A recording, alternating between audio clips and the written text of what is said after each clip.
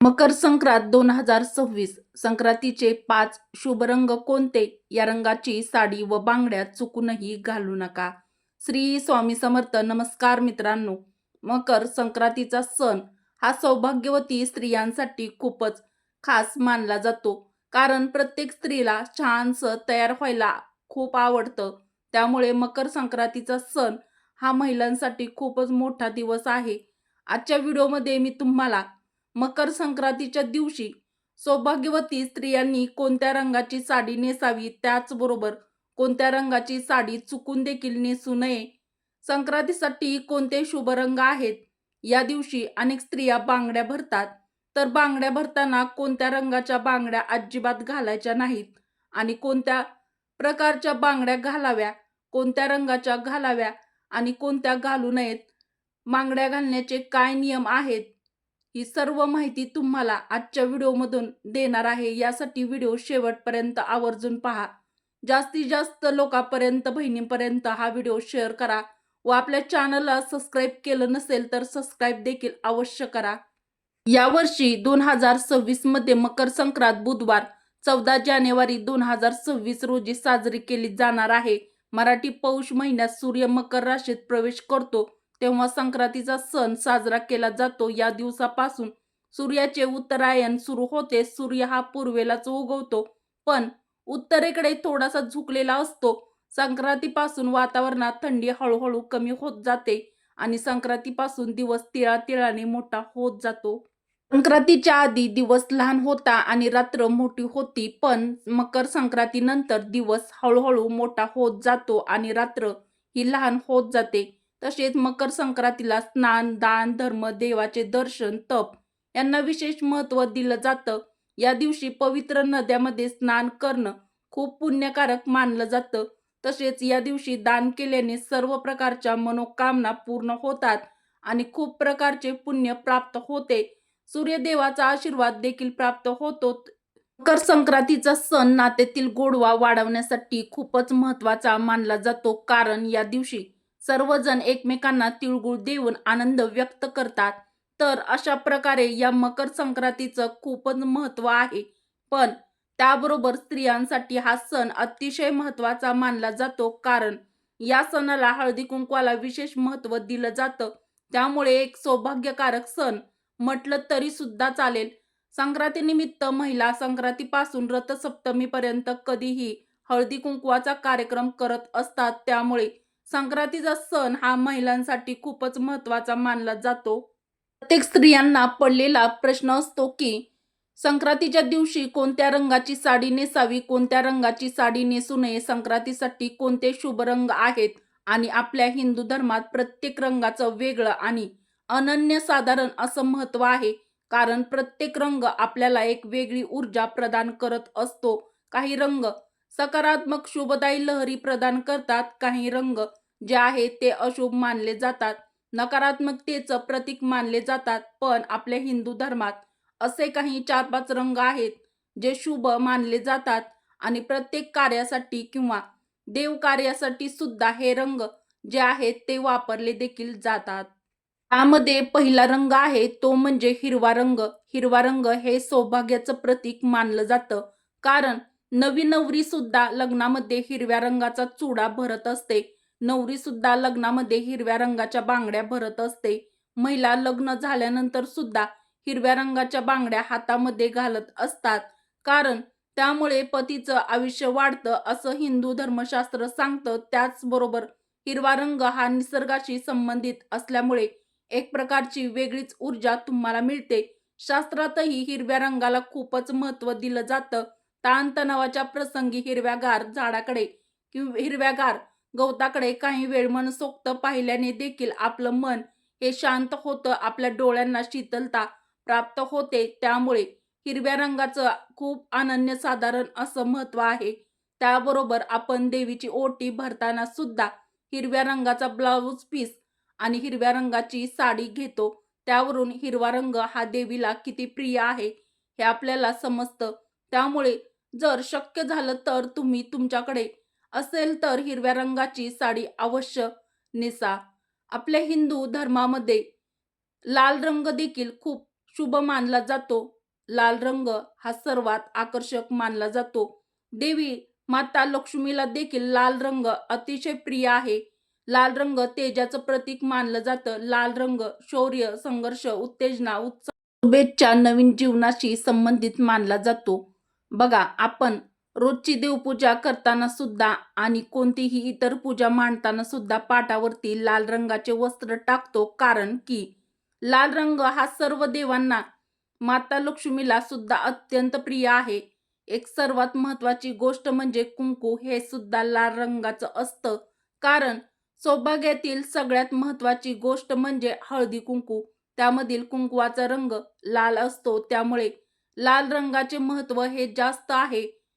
हा रंग उत्साह, सौभाग्य, उमंग, धैर्य आणि नवीन जीवनाचे प्रतीक मानला जातो. त्यामुळे शक्य असेल तर तुम्ही संक्रांतीला लाल रंगाची साडी अवश्य नेसू शकता. त्याचबरोबर तुम्ही केशरी किंवा भगव्या रंगाची साडी देखील नेसू शकता. केशरी रंग, भगवा रंग हा सुद्धा महत्वाचा मानला जातो. हा रंग सूर्योदय, सूर्यास्ताचा रंग आहे.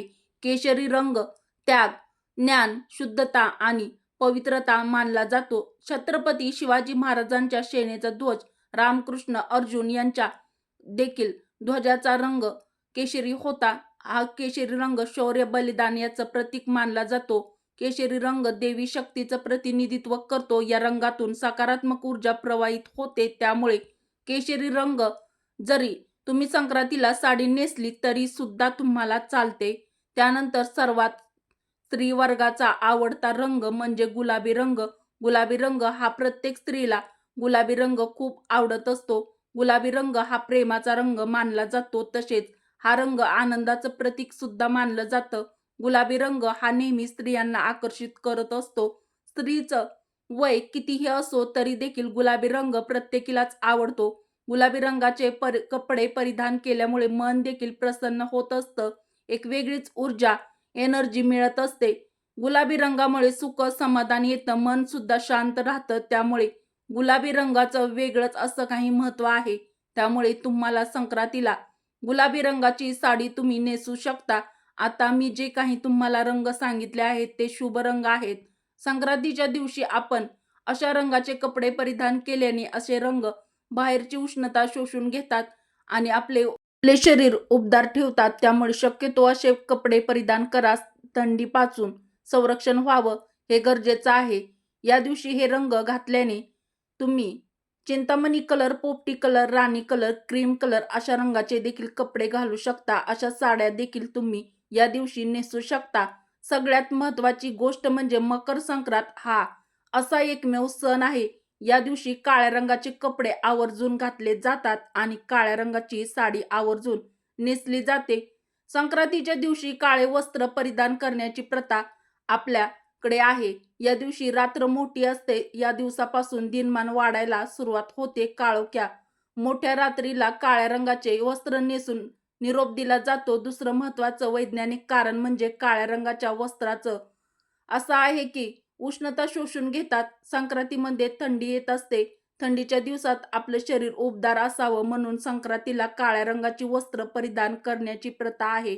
थंडीच्या दिवसात तीळ देखील शरीरास उपयुक्त असतात म्हणून तिळगुळ देण्याची प्रथा पडली आहे. वर्षभर कुणाशीही भांडण झालं असेल तर मकर संक्रांतीच्या दिवशी तिळगुळ देऊन क्षमा मागून विसरून जाऊया हा संदेश देण्याची प्रथा आहे. असं या रंगाचं महत्व पाहतात. तर संक्रांतीला काळ्या रंगाची साडी आवर्जून नेसू शकता. काळ्या रंगाचे कपडे पण घालू शकतात.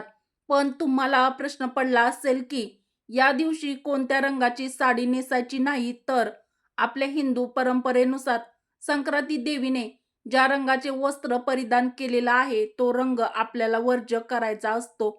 दरवर्षी संक्रांतीचे वेगवेगळे रंगाचे वस्त्र देवी परिधान करत असते आणि ही पद्धत अगदी पूर्वीपासून चालत आलेली आहे.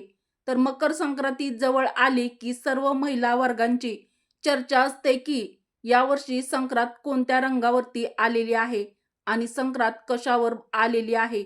तर यावर्षी म्हणजेच 2026ला संक्रांत ही पिवळ्या रंगावर आलेली आहे. त्यामुळे यावर्षी संक्रांतीला आपल्याला पिवळ्या रंगाची साडी चुकून देखील नेसायची नाही. पिवळा रंग अशुभ आहे असं मी अजिबात म्हणत नाही. पण फक्त या संक्रांतीच्या सणापुरतं आपल्याला संक्रांतीच्या देवीने जे वस्त्र परिधान केलेलं असतं, त्या रंगाचे कपडे किंवा त्या रंगाची साडी आपल्याला घालायची नसते. त्यामध्ये फक्त पिवळे वस्त्र सांगितलेले आहे. त्यामुळे तुम्ही पिवळे वस्त्र वर्ज्य करायचं आहे. बाकी तुम्ही इतर पिवळ्या ज्या गोष्टी आहेत त्या वापरू शकता. म्हणजे हळदी-कुंकूमधील हळद असेल आणि सोन्याचे दागिने असतील, या गोष्टी तुम्ही वापरू शकता. त्यामुळे या संक्रांतीला पिवळे वस्त्र आपल्याला या संक्रांतीला परिधान करायचे नाही. तेव्हा या संक्रांतीला तुम्हाला तुमच्या मुलीला किंवा सुनेला वौसा देताना मकर संक्रांतीला पिवळ्या रंगाची साडी देऊ नका किंवा लहान मुलांना देखील पिवळ्या रंगाचे कपडे घालू नका. तसं तर पिवळ्या रंगाचं खूप महत्त्व आहे. पिवळ्या रंगाला पितांबर म्हटलं जातं. पण आपल्याला या संक्रांतीच्या सणापुरतं तेवढं 1 दिवस किंवा संक्रांतीचे 3 दिवस आपल्याला पिवळा रंग हा वर्ज्य करायचा आहे. साड्याबरोबर संक्रांतीला बांगड्या भरण्याची सुद्धा पद्धत आहे. बघा, पूर्वीपासून आपली आजी असेल किंवा आई असेल, संक्रांत म्हटलं की नागपंचमी अशा सणाला बांगड्या भरतात.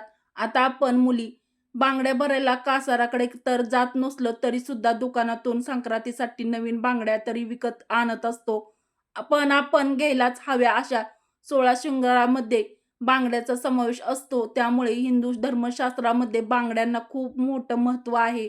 संक्रांत म्हटलं की स्त्रिया छान तयार होतात, साड्या घालतात आणि हळदी-कुंकू करत असतात, तिळगुळ देतात. त्यामुळे आपल्या हातात काचेच्या 2-2 का होईना हिरव्या बांगड्या नक्कीच असाव्यात. शक्यतो तुम्ही काचेच्याच बांगड्या घालण्याचा प्रयत्न करा. त्यातल्या त्यात हिरव्या रंगाच्या बांगड्या घातल्या तर उत्तम राहील. कारण की हिरवा रंग हा शुभ आणि सौभाग्याचा प्राप्तीचा प्रतीक मानला जातो. हिरव्या रंगाच्या बांगड्या घातल्यामुळे त्यांच्या पतीचं आयुष्य वाढतं असं म्हणतात. म्हणजेच सौभाग्यामध्ये वाढ होत असते. हिंदू धर्मशास्त्र सांगतं. त्यामुळे काचेच्या पण हिरव्या रंगाच्या बांगड्या नक्की घाला. बांगड्या घालताना एका हातात 6 घातल्या तर दुसऱ्या हातात 7 घाला. अशा बांगड्या आपल्याला घालायच्या आहेत. म्हणजे एका हातात एक बांगडी जास्त म्हणजे चढती घालायची आहेत. जरी कासाराकडे आपण गेलो बांगड्या भरायला तरी सुद्धा आपल्याला अशाच प्रकारे बांगड्या भरतात. कासार एका हातामध्ये बांगडी एक जास्त घालतात. पण आपण घरच्या घरी जरी घालणार असाल तर आपल्याला एक बांगडी एका हातामध्ये जास्त घालायची आहे. तुम्ही किती पण घालू शकता. 1 डझन जर घातल्या म्हणजेच तुम्ही 12 बांगड्या एका हातामध्ये घातल्या तर दुसऱ्या हातामध्ये 13 बांगड्या घालायचा नियम आहे. त्यामुळे तुम्ही शक्यतो अशा पद्धतीने बांगड्या घाला. बांगड्या घालताना मेटलच्या, प्लास्टिकच्या बांगड्या चुकून देखील वापरू नये. बांगड्या घालत असताना पिचक्या बांगड्या हातामध्ये चुकून देखील ठेवू नये. बांगड्या पिचकलेल्या असतील तर त्या त्वरित ताबडतोब बाहेर करा. आजचा उपयुक्त व्हिडिओ तुम्हाला कसा वाटला ते देखील कळवा. तुम्हाला आजचा व्हिडिओ आवडला असेल तर एक कमेंट नक्की करा व व्हिडिओ आवडला असेल तर लाईक करा व जास्तीत जास्त लोकांपर्यंत तुमच्या मित्रपरिवारासोबत, बहिणींसोबत हा व्हिडिओ शेअर करा. व्हिडिओ शेवटपर्यंत पाहिल्याबद्दल सर्वांचे मनापासून धन्यवाद. तुम्हा सर्वांना माझ्यातर्फे मकर संक्रांतीच्या हार्दिक शुभेच्छा. तिळगुळ घ्या, गोड गोड बोला.